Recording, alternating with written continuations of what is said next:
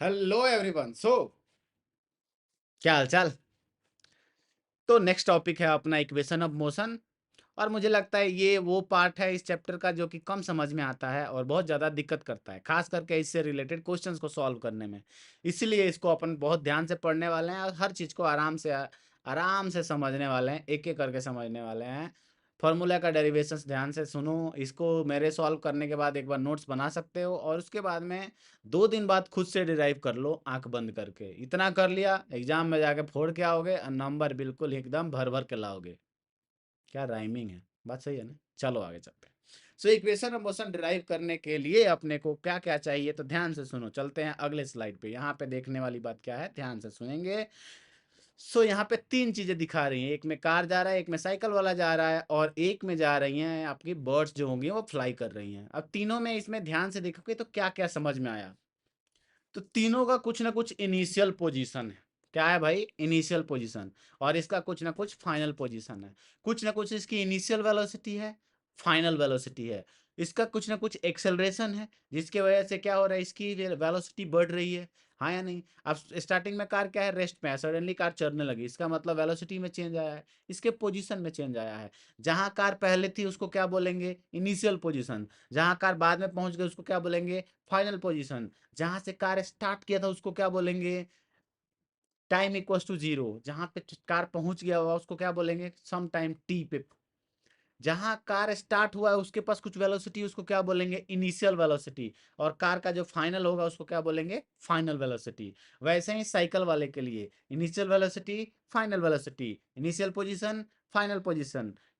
ठीक है, अब आपको ये बात समझ में आ गई। ठीक है, इसका मतलब क्या है, डेरिवेशन के लिए एक कुछ पॉइंट इंपॉर्टेंट है। ऐसा नहीं कि तुम कुछ मान लो इनिशियल वेलोसिटी रटना पड़े, रटने का कोई ज़रूरत नहीं है। तो मैं इनिशियल वेलोसिटी का मतलब जो स्टार्ट हुआ था उस टाइम की जो वेलोसिटी है उसको इनिशियल वेलोसिटी बोलते हैं, सीधी सी बात है। तो अब चलते हैं आगे। अब आगे गए तो अपन मोशन के बारे में हमें पढ़ना है, तो चलते हैं अगले वाले स्लाइड पे। और ये तुम्हें इसके बारे में डिस्कस कर दिया। ठीक है, और ये जो मोशन के बारे में equation of motion upon derive करने वाले हैं, इसको क्या बोलते हैं, kinematical equation of motion. Basically ये जो पढ़ रहे हैं अपन मोशन के बारे में, इसको काइनेटिक्स भी बोलते हैं। ठीक है, काइनेमेटिक्स भी बोलते हैं। अब आगे चलते हैं। तो यहाँ पे जब भी इसको पढ़ना है तो तुम्हें कुछ टर्म्स बताए थे, ध्यान से देखो क्या क्या वो टर्म है। इक्वेशन ऑफ मोशन अपने पास क्या है भाई, तो इक्वेशन ऑफ मोशन अगर ध्यान से सुनोगे, इसको मास से कोई लेना देना नहीं है, ये याद रखना है। इक्वेशन ऑफ मोशन को मास से कोई लेना देना नहीं है। समझ आई बात? हाँ। जैसे कि अगर मान लो तुमसे बच्चों वाले क्वेश्चन पूछे जाते हैं कि सपोज करो एक पेपर को और एक आदमी को, दोनों को छत से छोड़ दिया, तो पहले ग्राउंड पे कौन पूछे पहुंचेगा। तो इसका रियल में आंसर है कि अगर आप मान रहे हो कि कोई भी हवा नहीं है, कोई भी ड्रैग फोर्स नहीं है, कुछ भी नहीं है, तो दोनों साथ पहुंचेंगे। दोनों कैसे पहुंचेंगे, साथ पहुंचेंगे। बच्चे बोलेंगे सर मेरे घर तो पेपर उड़ जाता है। पेपर आपके घर इसलिए उड़ जाता है कि हवा है। क्या है, हवा है। लेकिन अगर कहीं ऐसे हम लोग फेंके जहाँ पे सिर्फ ग्रेविटी हो, क्या हो, सिर्फ ग्रेविटी, सिर्फ ग्रेविटी हो, तो दोनों साथ ही पहुंचेंगे। हाथी को छोड़ो और एक एक हाथी को छोड़ो, एक चींटी को छोड़ो, दोनों को अगर हाइट से छोड़ा तो दोनों सेम टाइम पे ग्राउंड पे पहुंचेंगे। ये यानी कि एक बात समझ में आ गई, इसको मास से कोई लेना देना नहीं है। ये याद रखना, तुम्हारी आत्मा चीख चिल्ला के कितना भी बोले कि इक्वेशन ऑफ मोशन मास पे डिपेंड करता है, तुमको बोलना है नहीं, फिजिक्स के हिसाब से डिपेंड नहीं करता है, बट हमारी दिमाग के हिसाब से डिपेंड करता है। तो अपना दिमाग का कम सुने, क्योंकि नॉलेज की आपको कमी है। बात समझ में आई? हाँ, चलते हैं आगे। अब देखो यहाँ पे, तो पहले तुम्हें फाइनल वेलोसिटी को इन जनरल अपन v से रिप्रेजेंट करते हैं। वैसे ही इनिशियल वेलोसिटी को क्या से रिप्रेजेंट करते हैं, u से रिप्रेजेंट करते हैं। एक्सेलरेशन को अपन a से रिप्रेजेंट करते हैं। और टाइम को अपन t से रिप्रेजेंट करते हैं। क्या ये जरूरी है? नहीं, तुम्हारी मर्जी है। फाइनल वेलोसिटी को तुम अपना नाम लिख लो, इनिशियल वेलोसिटी का अपने छोटे भाई का नाम लिख लो, एक्सेलरेशन को अपने पापा का नाम लिख लो, और टाइम को अपने चाचा का नाम लिख लो। It is up to you. बस उसका यूनिट मैटर करता है। लेकिन इन जनरल जब फॉर्मूले हम लोग डिराइव करेंगे, जब इक्वेशन ऑफ मोशन डिराइव करेंगे, तो हम लोग क्या करने वाले हैं, ये नाम मान के चलने वाले हैं कि लाइफ हमारी इजी रहे। क्योंकि मामा चाचा नाना काका माना, तो क्या होगा, आपका इक्वेशन बहुत बड़ी बड़ी आएगी, वो याद रखने में बहुत ही परेशानी होगी। इसीलिए हमने VUAT मान लिया। बात समझ में आ गई? ये कोई फिक्स नहीं है, ये कोई भगवान ने बना कर रूल नहीं भेजा कि ऐसा ही मानना है, तुम्हारी मर्जी है। ABCDE भी मान सकते हो। लेकिन बहुत जगह कन्वेंशनली ये हम लोग मानते हैं, इसलिए यहाँ भी मान रहे हैं। तो इस ऐसे किसी भी बच्चों को डाउट नहीं होना चाहिए कि सर एक्सेलरेशन को ए ही क्यों लिखते हैं। तुम्हारी मर्जी, अपना नाम लिख लो, बस यूनिट ध्यान रखना मीटर पर सेकंड स्क्वायर होता है। मुझे लगता है ये बात तुम्हें समझ में आ गई। चलते हैं आगे। अब देखते हैं इक्वेशन ऑफ मोशन कौन कौन से हैं। अच्छा, डिस्प्लेसमेंट को भी एस से रिप्रेजेंट करेंगे, ठीक है। तो ये 5 चीजें हैं जिसके बारे में पढ़ना है इक्वेशन ऑफ मोशन में। इसी को इधर से उधर घुमा के, उधर से इधर घुमा के बहुत सारे क्वेश्चन पूछे जाते हैं। और इस फॉर्मूले को अगर ढंग से यूज करना सीख गए, 9th क्लास की तुम्हारी मोस्ट ऑफ द जो पार्ट होगी वो आराम से कवर हो गया, क्योंकि मेन यही है एक्चुअली में। चलते हैं आगे। पहला इक्वेशन है v equals to U plus A T, ठीक है। और सेकंड इक्वेशन है S equals to U T plus half A T square. बात समझ में आई कि नहीं आई। और थर्ड इक्वेशन है V square equals to U square plus two A S. अगर ध्यान से देखोगे तो पहले में क्या क्या है, वेलोसिटी एंड टाइम। दूसरे में क्या है, डिस्प्लेसमेंट एंड टाइम। और तीसरे में क्या है, वेलोसिटी एंड डिस्प्लेसमेंट, ठीक है। अच्छा, अगला सबसे इंपॉर्टेंट पॉइंट, ये जो इक्वेशन ऑफ मोशन है ये तभी लगाना है जब एक्सेलरेशन हमारा यूनिफॉर्म हो। कब लगाएंगे, जब एक्सेलरेशन अपना यूनिफॉर्म हो। इस बात को याद रखना है। किसके लिए लगाना है, तो यहां पे सीधा सीधा लिखोगे, फॉर यूनिफॉर्म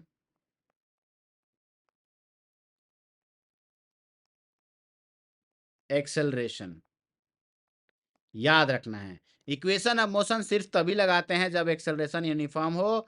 टेंशन की बात नहीं है, तुम्हारे सिलेबस में एक्सेलरेशन यूनिफॉर्म ही है। क्योंकि अगर नॉन यूनिफॉर्म नहीं आया तो तुमसे सॉल्व नहीं होगा, क्योंकि वो 11th का पार्ट है। बात समझ में आ गई, आ गई। चलते हैं आगे अब, ठीक है। अब यहाँ पे थोड़ा सा मैं इसको साफ सफाई कर देता हूँ। हाँ, अब चलो आगे चलते हैं। तो ये क्या है भाई, तुम्हें पहले ही बता चुका हूं मैं कि कौन किसका इक्वेशन है, ठीक है। ये बात समझ में। अब आगे चलते हैं। इक्वेशन ऑफ मोशन को हम लोग डिराइव करते हैं ग्राफिकल मेथड से। अब ग्राफिकल मेथड से ध्यान से सुने, सिंपल सी बात है। ये एक बस है और तुम बस में गए हो। बस स्टार्टिंग में मान लो स्टार्टिंग पोजीशन ए पे है, और फाइनली क्या हो गया, इसको बस को मैंने कर दिया बच्चे। अगर बस को स्टार्ट करेंगे तो उस टाइम पे इसकी कुछ ना कुछ स्पीड होगी। बस बस को स्टार्ट नहीं किया, मान लो कि बस जा रही है। बस क्या हुआ बच्चे, जा रही है, ठीक है। तुमने देखा किसी टाइम टी पे, किसी टाइम जीरो पे देखा, तुम्हारे घर के सामने से बस गई, तुमने देखा, आंखें फाड़ के देखा। अच्छा, बस जब देखा तुमने उस टाइम पे तुम्हारे लिए टाइम क्या था, जीरो। और वेलोसिटी कितनी थी उसकी, यू। तो वो तुम्हारे लिए इनिशियल कंडीशन हो गई, इसलिए हमने उसको यू से रिप्रेजेंट कर दिया, ठीक है। अच्छा, अब आगे चलते हैं इसमें। अब अगर आगे चलोगे तो यहाँ पे अब बस आ गई बी पॉइंट पे। और बी पॉइंट पे कितने देर बाद आई है, टी टाइम के बाद। यहाँ पे इसके पास कुछ ना कुछ वी वेलोसिटी रही होगी, इसलिए हमने इसको फाइनल वेलोसिटी वी बोल दिया। तो यू क्या हो गया, इनिशियल वेलोसिटी। वी क्या हो गया, फाइनल वेलोसिटी। अब आगे चलते हैं। और ए से बी जाने में क्या उसने कुछ डिस्प्लेसमेंट ट्रेवल किया है, यस। तो इसको हमने बोल दिया एस। क्या बोल दिया, एस। तो अभी वापस ध्यान से सुनो, ए से बी गया, A initial point, B final point. A पे टाइम कितना है, जीरो। बी पे टाइम कितना है, टी। ए पे इनिशियल वेलोसिटी कितना है, यू। बी पे फाइनल वेलोसिटी कितना है, वी। ए और बी के बीच का डिस्प्लेसमेंट कितना है, एस। अब आगे चलो। तो ये हमने एक टेबल बना लिया मस्त, जिससे तुम्हें ये बातें समझ में आ गई। अब अपन क्या करने वाले हैं, ग्राफ बनाने वाले हैं। तुम्हें याद है मैंने एक ग्राफ करा रखा है। जिन बच्चों को ग्राफ में डाउट है वो जाके एक बार पुराना वीडियो देख के थोड़ा रिवाइज कर लो, तो तुम्हारी जिंदगी की प्रॉब्लम कम हो जाएगी। कहीं और देखने की कोई जरूरत नहीं पड़ेगी, इतना से काम चल जाएगा। एक ही चीज को 10 जगह देखने से कोई फायदा नहीं है। एक जगह से देखो और जिंदगी में आगे बढ़ो। बात समझ में आई, आई। अब देखो यहाँ पे, अब ये ग्राफ बनाना है, सोच के देखो। मेरा आया एक्स एक्सिस पे आया टाइम, ठीक है। और वाई एक्सिस पे आया वेलोसिटी। एक आया टाइम और एक वेलोसिटी। क्या ग्राफ में तुम्हें टाइम जीरो पे वेलोसिटी जीरो है क्या, नहीं। अगर वेलोसिटी जीरो नहीं है तो क्या ये ओरिजिन से पास होगा, क्या नहीं। क्या थोड़ा ऊपर से पास होगा, हाँ। जब टाइम जीरो होगा मतलब एक्स एक्सिस पे जब वैल्यू जीरो है तो वाई जीरो नहीं है, वाई थोड़ा ऊपर आएगा। क्यों, क्योंकि टाइम जीरो पे वेलोसिटी जीरो नहीं है। यानी अपना यहाँ पे एक, यहाँ पे ये v हो गया, और ये क्या हो गया, तुम u हो गया, ये क्या हो गया, v हो गया। अब आगे इसमें चलते हैं। ये बात तुमको समझ में आ गई है। टी टाइम जीरो पे वेलोसिटी कितनी है, u। अच्छा, और टाइम टी पे वेलोसिटी कितनी है v, और हमने दोनों को क्या किया बच्चे, अब मार्क कर दिया पॉइंट को, फिर दोनों को हमने क्या किया, ज्वाइन कर दिया। ज्वाइन करने के बाद में अपन ने क्या किया, ऐसा एक लाइन ड्रॉ किया, और तुम सभी बच्चों को इसको मार्क कर दिया ABCDE। आई बात समझ में? अब यहाँ से थोड़ा और आगे चलते हैं। जब हम लोग थोड़ा और आगे चले तो हमें पता चला कि सर ओडी जो लेंथ है इसको यू बोल सकते हो, तो इनिशियल वेलोसिटी कितना हो गया अपना यू। वैसे ही ए भी क्या होगा यू, क्योंकि ये एक रेक्टेंगल है, रेक्टेंगल में अपोजिट साइड क्या होता है, इक्वल होता है। तो ओडी यू है तो ए भी क्या होगा, यू होगा। इसके बाद में क्या है, ओ से लेके सी तक जो है उसको हमने वेलोसिटी वी बोल दिया। ओ सी की वेलोसिटी कितनी आ गई, वी। अब आगे चलते हैं, ओ और ई के बीच का टाइम कितना है, टी। ग्राफ पे ध्यान दो। फिर हमने क्या किया, डी और ए के बीच का भी टाइम कितना है, टी, क्योंकि अगेन क्या है, ए ई ओ डी एक रेक्टेंगल है, इसलिए जो टाइम नीचे ओ ई का होगा वही टाइम ए डी का होगा। तो टाइम ओ ई भी मिल गया। अच्छा, ओसी को क्या लिख सकते हैं भाई, तो सबको पता है सर, ओसी को ओडी प्लस सी डी लिख सकते हैं। ओडी प्लस सी डी हमने लिख लिया। डायग्राम देखो, सब कुछ समझते चला जाओगे। अच्छा, अच्छा, अब मुझे निकालना है सी डी। क्या निकालना है, सी डी। तो सी डी को क्या लिख सकता हूँ, तो सी डी निकालने के लिए चुपचाप मैं ओ डी को दूसरे साइड लेके गया, सी डी आ गया ओ सी माइनस ओ डी। ठीक है, अब वैल्यू पुट कर दिया तो मेरे पास सी डी की वैल्यू आया वी माइनस यू।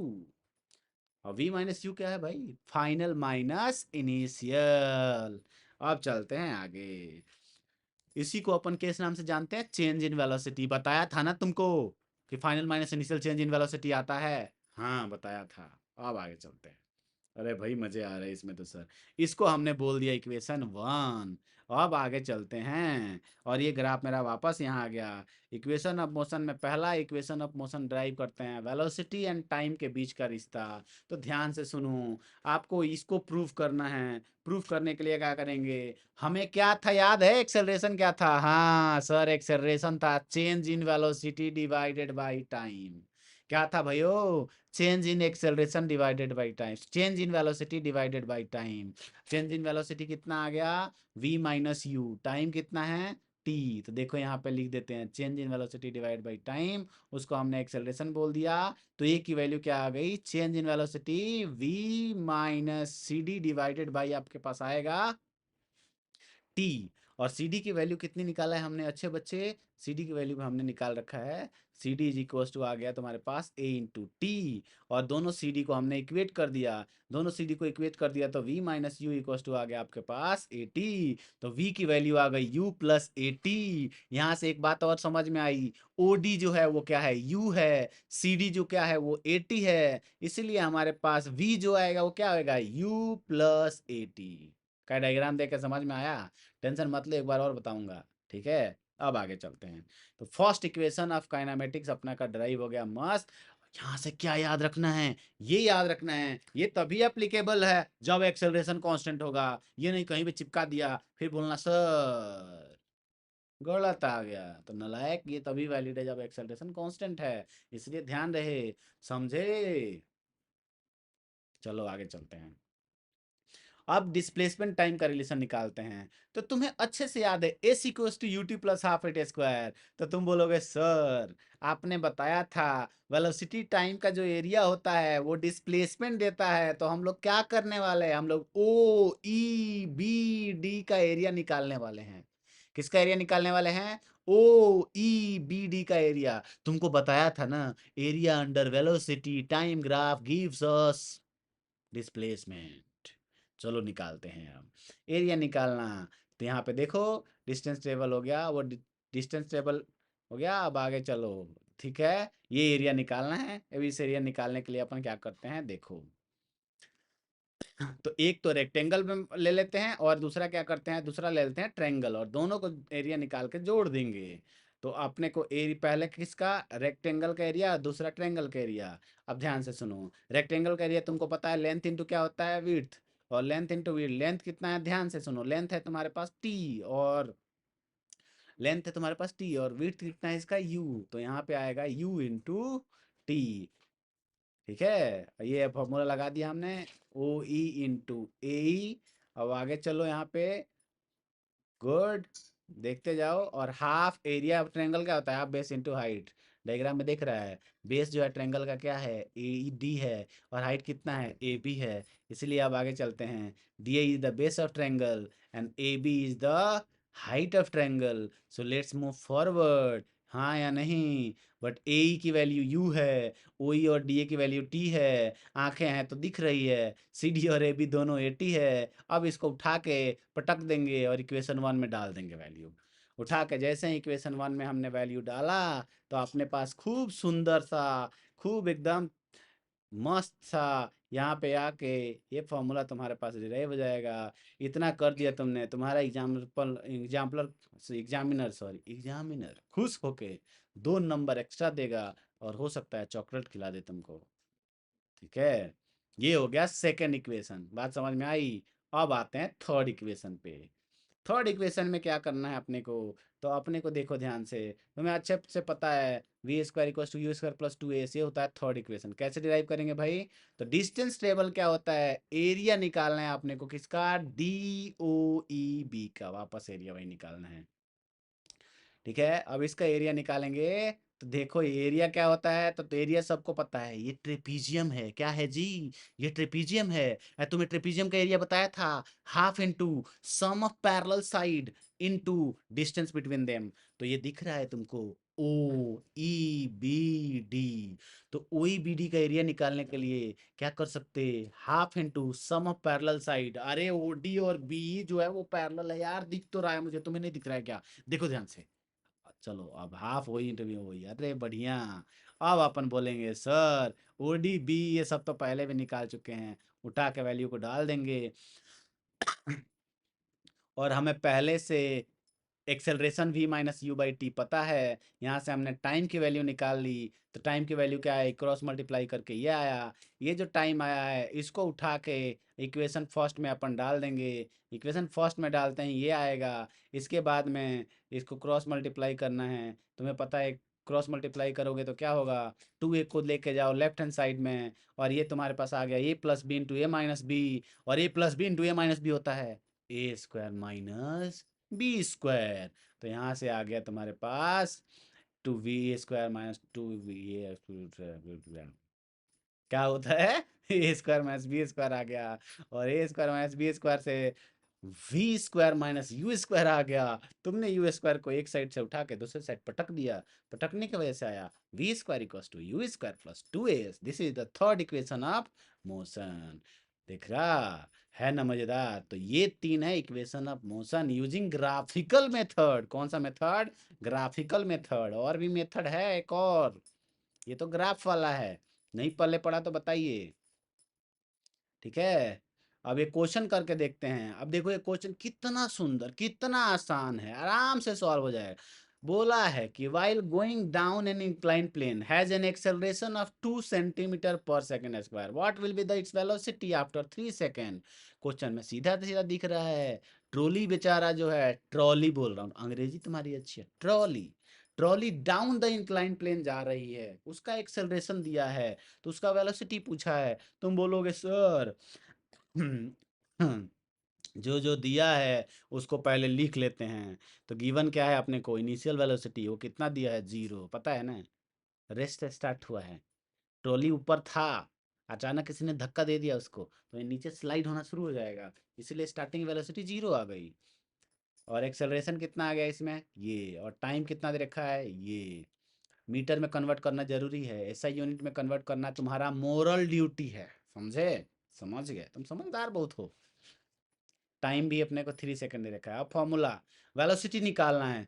क्या दे रखा है? u पता है, a पता है, t पता है, v निकालना है। तो सीधा सीधा फॉर्मूला है v equals to U plus A T, क्योंकि उसमें से एरो आते हैं तो चुपचाप चिपका देंगे। लेट्स चिपकाओ फॉर्मूला। फाइनल वेलोसिटी निकालना है तो फॉर्मूला यूज करेंगे v equals to U plus A T. U आ गया आपका 0,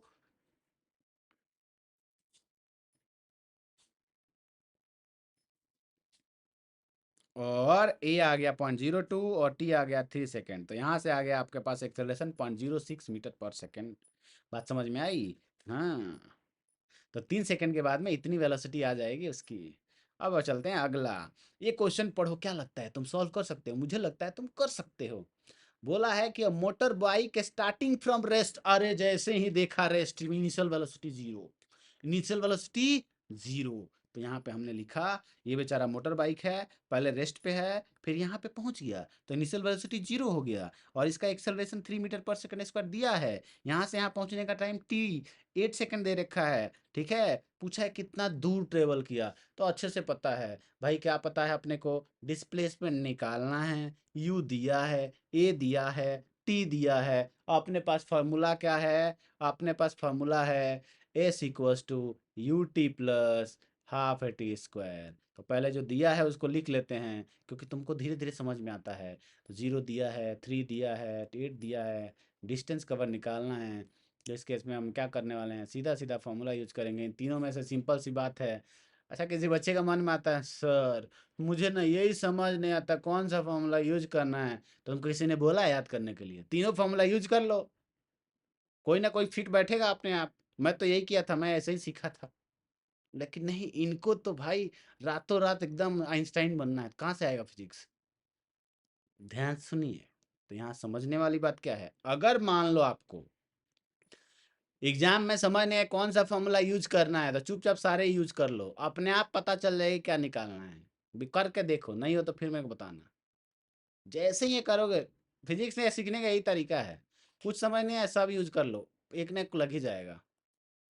क्योंकि फिजिक्स में लॉजिक है, कंसेप्ट है, उसी पे फिजिक्स चलती है। हमारे दिल के हिसाब से नहीं चलती है, ना हमारे दिमाग के हिसाब से चलती है, फिजिक्स के लॉ के हिसाब से फिजिक्स चलती है। क्या बात है, चलो आगे चलते हैं। समझ गए बात का मतलब, फॉर्मूला यही यूज करना है। समझे नहीं समझे? समझे ना? नालायक student.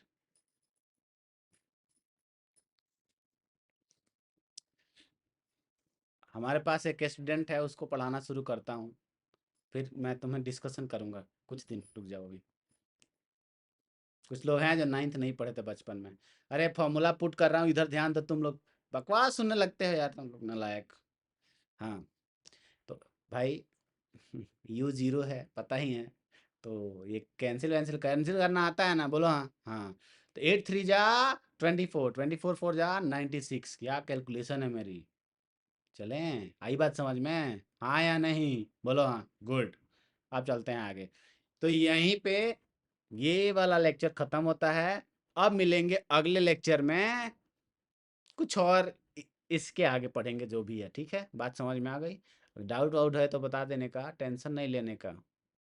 Master is here for you. See you in next video. Take care,